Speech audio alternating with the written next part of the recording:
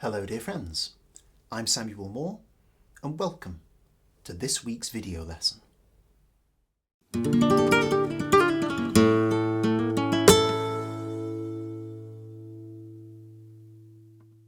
Today I'd like to talk to you about llamadas in the context of the palo Tangos.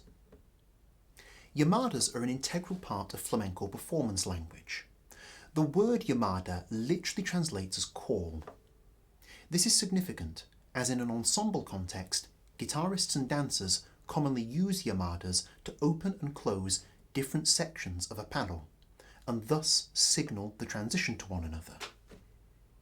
In this sense, llamadas act as a way of structuring a flamenco performance, as well as allowing for non-verbal communication between different ensemble members.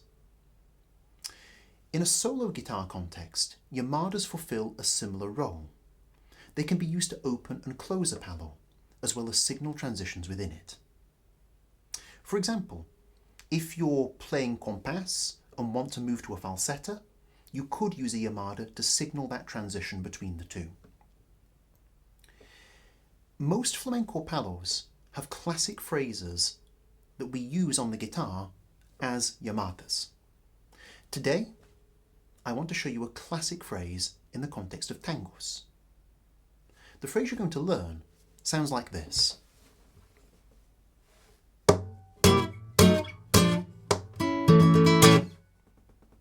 And here it is again with me counting the numbers. 1, 2, 3, 4, 1, 2, 3, 4.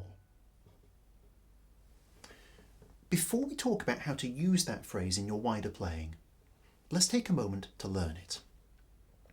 In many respects, this is quite a simple phrase to learn.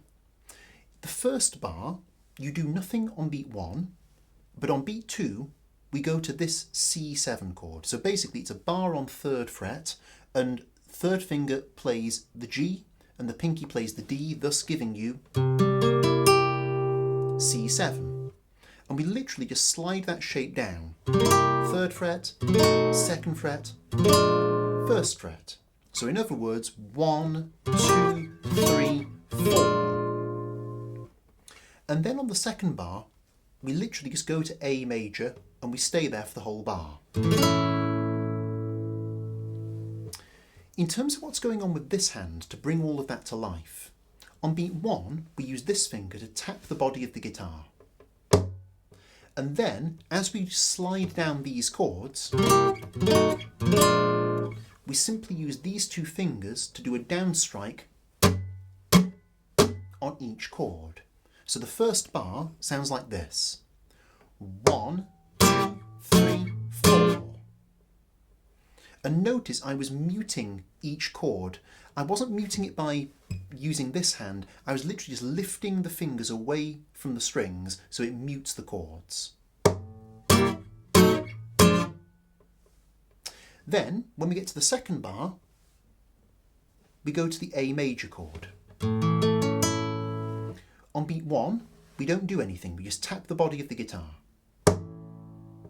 And then on the end of beat 1, we do an up strike with the index finger. And then come to this position, and we do the 4-note rasgueado, down, down, down, up, and then we finish with a final down strike on the chord.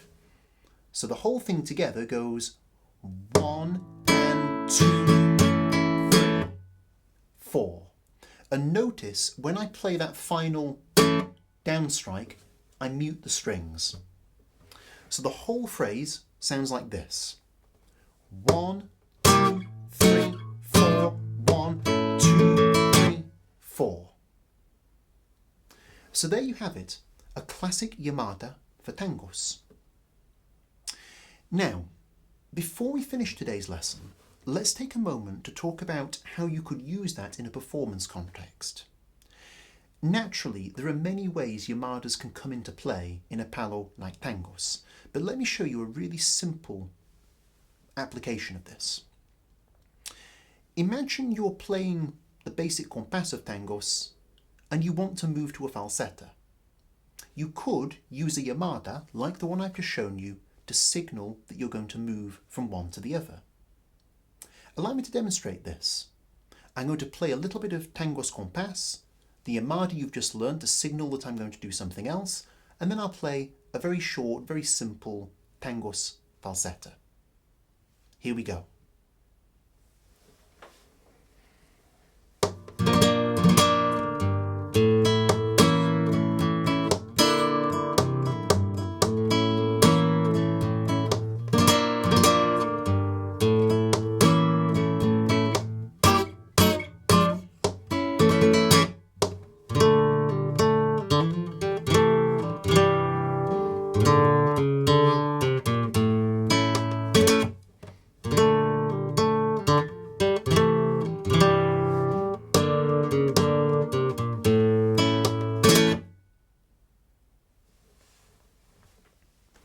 So there you go, a simple Tangos llamada and an example of how it can be used in a performance context.